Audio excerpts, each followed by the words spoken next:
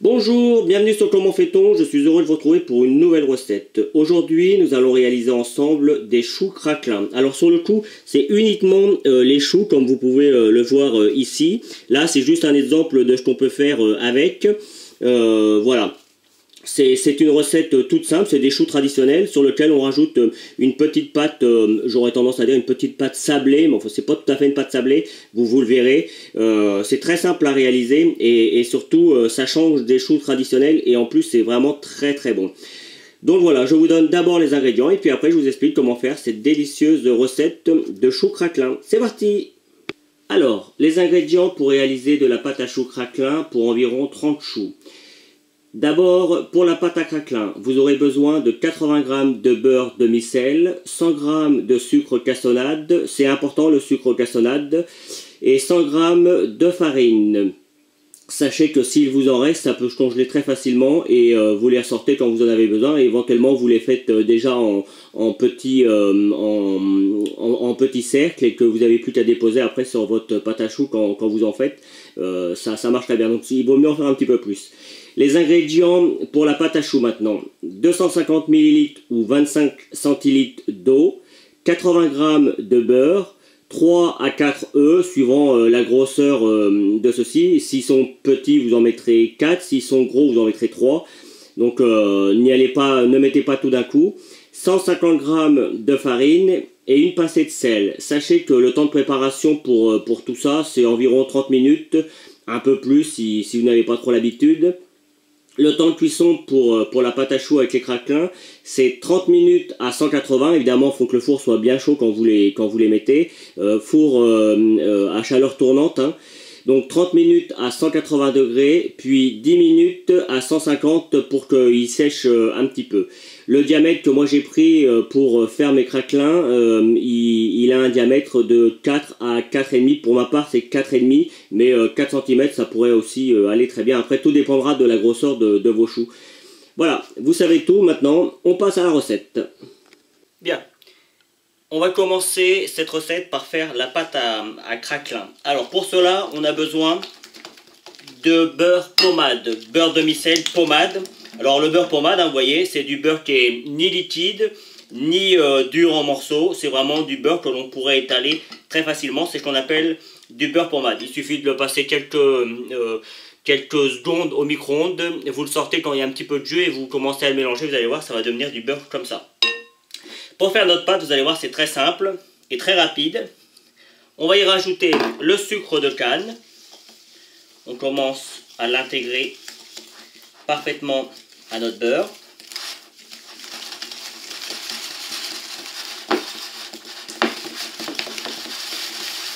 Alors le sucre de canne, on pourrait mettre du sucre normal, mais le sucre de canne a comme avantage de croustiller un petit peu plus, d'être plus croustillant. Donc c'est vraiment ce qu'on recherche dans un craquelin. On va blanchir un petit peu l'ensemble. Voilà. Et il ne nous reste plus qu'à rajouter la farine. Farine classique, hein. Alors si, comme moi, vous êtes habitué aux produits bio, c'est mieux. Mais évidemment, ça coûte un peu plus cher le bio, je l'avoue. Même moi, hein, il m'arrive parfois de choisir d'autres produits. Notamment la farine, hein, pour ma part, elle n'est pas toujours bio. Après, tout dépend de ce que vous faites avec. Voilà. Alors là, vous voyez, quand ça commence à être un petit peu plus ferme, on n'hésite pas. On va y aller avec les mains.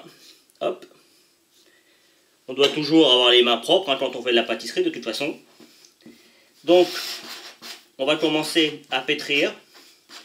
Et ce qu'on veut, c'est obtenir une pâte la plus homogène possible.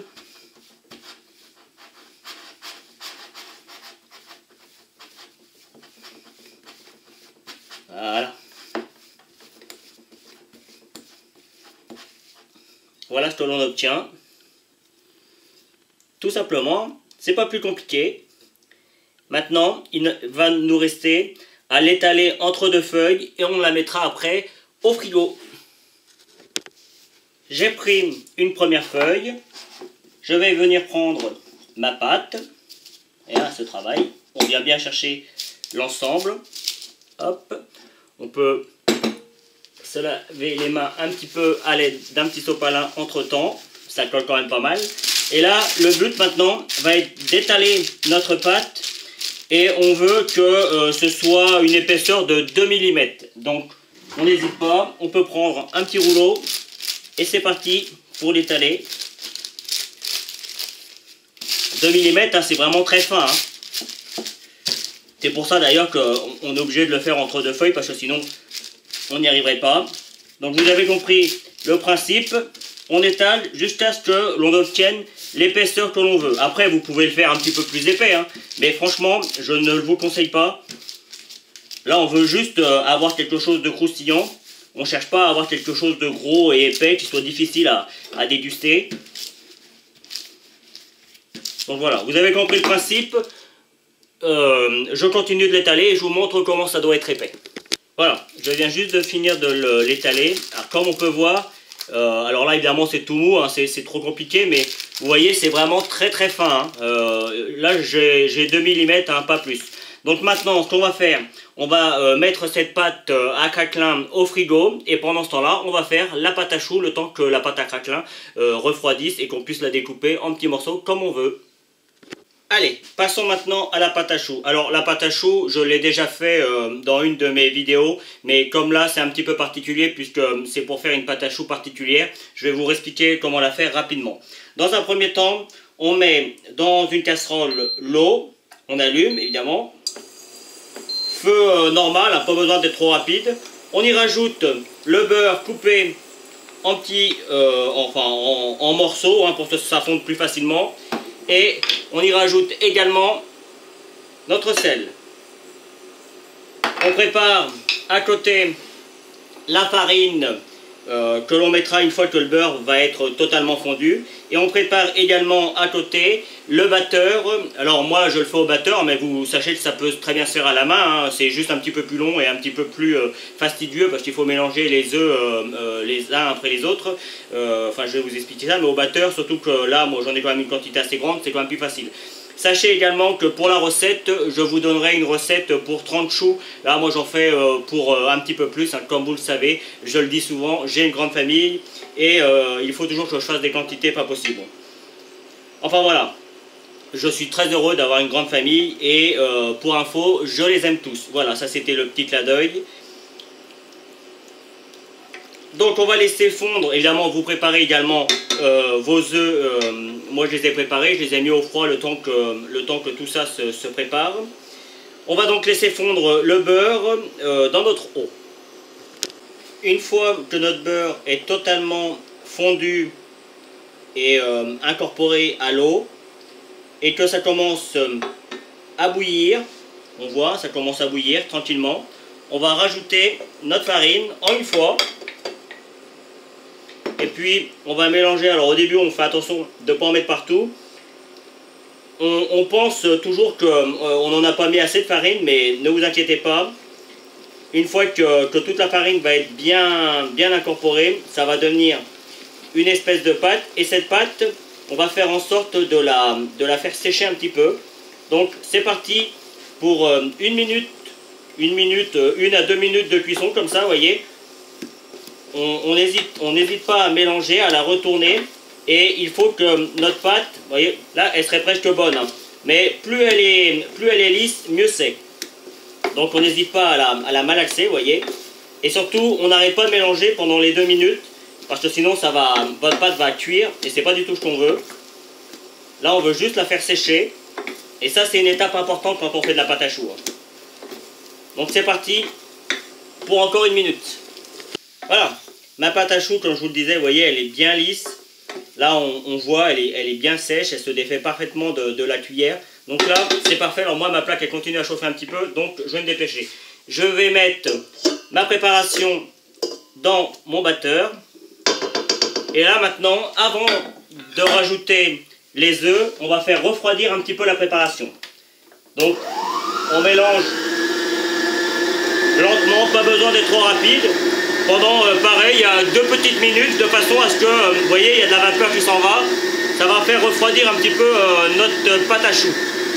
Enfin, ce n'est pas encore de la pâte à choux puisque ce sera de la pâte à choux uniquement quand on aura mis les œufs. Donc c'est parti encore pour une grosse minute. Au bout des 2 minutes, on va prendre nos œufs, on va les mélanger comme si vous faisiez une omelette pour que ce soit plus facile à intégrer, pour pas que on intègre plus de blanc que de jaune. Là, le fait qu'il soit mélangé, il y aura tout. Et on va y aller tranquillement. Hop, on en met une petite partie. Vous voyez, ça va se déliter complètement. On va laisser la pâte s'intégrer aux œufs. Et une fois que notre première partie d'œufs est intégrée, on en met une autre petite partie. Et vous allez voir, plus on va en mettre et plus ça va s'intégrer rapidement. Alors si vous le faites à la main, le principe est le même, hein, sauf qu'au lieu de le faire au batteur, vous le faites avec une cuillère en bois. Vous voyez là, les œufs sont intégrés. On peut mettre la deuxième partie. Hop. Et on recommence. On commence l'opération jusqu'à ce qu'il n'y ait plus de... Alors attention, si vous avez des œufs moyens comme moi, normalement vous pouvez mettre tous vos œufs, voire même peut-être en rajouter un si vous considérez que c'est un petit peu trop ferme. Si vous avez des petits œufs, faites attention, peut-être que ça ne suffira pas. Ou si vous avez des gros œufs, faites attention parce que peut-être qu'il faudra en mettre un petit peu moins. Donc à vous après de voir, je vous montrerai comment la consistance doit être. Donc là j'en mets encore une tournée. Et on recommence jusqu'à ce qu'il n'y ait plus d'œufs. Quand tous les œufs sont bien mélangés, on met à vitesse rapide une petite minute pour bien mélanger tout ça, pour bien l'aérer. Pas longtemps, hein, juste une petite minute. Et moi ça fait déjà, je l'avais allumé avant que je mette la vidéo. Allez, hop, faut pas que je me trompe. Là c'est parfait. Là vous voyez, on a une pâte à choux qui tient bien, mais elle est, on sent bien qu'elle est souple. Elle est facile, vous voyez, elle se détache. Vous voyez, elle coule. Et là, on voit bien, il y a le petit filet. Donc là, c'est parfait. La pâte à choux, c'est terminé. On va donc maintenant la mettre dans une poche. Et puis, on va dresser. Et puis après, on sortira la pâte pour mettre dessus. Pour dresser les choux, il n'y a pas de difficulté particulière. On a besoin d'une poche. Moi, c'est des poches jetables. De toute façon, maintenant, on trouve quasiment plus que ça. J'ai pris une douille. Alors, le diamètre de la douille, c'est 0,5. Hein. Ça sert à rien de prendre trop gros. Et puis, simplement, alors moi, j'ai pris une planche à macarons. Comme ça m'aide pour savoir à peu près la grosseur. Mais on pourrait très bien faire ça directement sur une feuille de papier. Hein, ça marcherait aussi. Là, c'est juste pour me donner un ordre d'idée, vous voyez. Hop, ça dépasse un petit peu. On arrête. Hop. Il faut quand même qu'il soit beau, hein. C'est quand même des choux. C'est pas des choux pour faire une pièce montée sur le coup, donc il faut qu'il soit un petit peu plus gros. Donc on laisse quand même de la place, parce que ça va, justement, ils vont prendre encore un petit peu de volume. Donc attention, vous voyez hein, comment je les ai fait, il n'y a pas de difficulté. Alors, je ne vais pas faire toute la planche en vidéo, ce serait ridicule, ça prendrait trop de temps. Maintenant, je vais prendre, parce que ça c'est pas une obligation quand on met de la pâte à craquelin dessus, mais moi je suis un petit peu vieux de la vieille, et je vais le faire quand même. Donc, je vais les badigeonner de dorure. La dorure c'est simplement un jaune d'œuf que j'ai mélangé, hein. Voilà, juste pour déjà on casse la pointe, quoique là c'est pas bien grave puisque de toute façon on va venir mettre la pâte dessus, mais voilà, ça va permettre qu'il soit joli sur les contours. En tout cas, ce que le craquelin n'aura pas pris au niveau de la place. Voilà, évidemment je vais faire tous les autres de cette manière. Je finis ma plate, je sors le craquelin et je vous explique comment le mettre dessus, mais vous avez compris, hein, c'est très simple à faire. Bien, j'ai ressorti ma pâte à craquelin du frigo. Alors comme vous pouvez le voir, elle est bien ferme, donc on va la laisser se reprendre un petit peu pour qu'elle soit plus facile à détacher. En attendant, j'ai pris un verre à liqueur, hein. Donc le diamètre est de 4,5 cm. Donc après à vous de trouver un emporte-pièce qui soit à peu près de la taille. Mais vous pouvez le faire avec une douille un petit peu plus petite, 3,5 cm, ça marchera aussi. Il y aura juste un petit peu moins de craquelin dessus, mais ça marchera aussi. Donc ce qu'on va faire, je vais commencer à les découper. Alors, si il reste des petits morceaux, ne vous inquiétez pas, hein, on pourra les reprendre une fois que ça va avoir, repris. Vous allez voir, ça va refondre, le beurre il va refondre et on peut la remodeler et recommencer l'opération. Juste attends qu'il n'y en ait plus. Donc là, le but c'est de vraiment bien les découper. Vous voyez, hein, c'est vraiment très très fin. Hein. Il ne faut pas non plus attendre trop longtemps parce que sinon on n'arrivera pas à les faire. Donc voilà, là je pense que ça devrait aller. A l'aide d'une spatule, on vient décoller notre pâte et simplement, alors je vais me voir, je me mets ici, on vient la poser sur le craquelin de cette manière. Hop, vous allez voir quand ça va gonfler, ça va fondre et ça va s'étaler tout seul. Je vais essayer de vous en refaire un autre sans le casser. Alors, vous voyez, hein, tous les petits morceaux à côté, évidemment, je vais les récupérer. Moi, de toute façon, avec tout ce que j'ai à faire, il va m'en falloir d'autres. Hop. Il faut vraiment être très très minutieux. On y va doucement. Alors, c'est une question d'habitude après. Hein, quand on a pris l'habitude de la pâte à craquelin. Voilà, alors je ne vais pas tout les faire. Hein, vous avez compris le principe. C'est pour ça qu'il faut également laisser un petit peu de place entre chaque pour qu'on puisse en mettre sur chaque. On décolle bien avant pour pas que ça casse. Hein. Quand c'est très froid, ça peut casser très facilement. Donc c'est pour ça qu'on attend, vous voyez, hein, là elle commence à reperdre un petit peu, donc là c'est vraiment très bien. Alors juste avant de faire cette opération, vous préchauffez votre four à 180 degrés. Et puis moi je finis de tous les faire et puis je les mets au four. Alors pour le temps, je vous le donnerai après parce que c'est un petit peu délicat. Là, j'en ai fait beaucoup. Dans mon four, c'est un four électrique à chaleur tournante. Donc, je préfère vous donner le temps exact après de cuisson que j'aurais mis moi dans mon four. Bien, la cuisson est maintenant terminée. Alors, je les ai mis sur une grille pour qu'ils refroidissent plus vite et surtout pour éviter que l'humidité, qu'ils reprennent l'humidité de la plaque, que quand ils refroidissent, vous voyez, hein, je laisse un petit écart. Et on regarde en dessous, vous voyez là on sent que c'est bien cuit, donc là c'est vraiment parfait. Alors comme vous pouvez le voir, j'en ai fait des plus petits et des plus gros, juste histoire de vous montrer qu'on peut faire plusieurs formes. Après c'est une question de cuisson et de temps. Justement, question de temps, donc la température c'est bien 180 degrés et cela pendant 30 minutes. Et puis au bout de 30 minutes, vous pouvez baisser votre four à 150 pour que vos choux baissent un peu et vous laissez encore 10 minutes, comme ça leur permettra de bien sécher.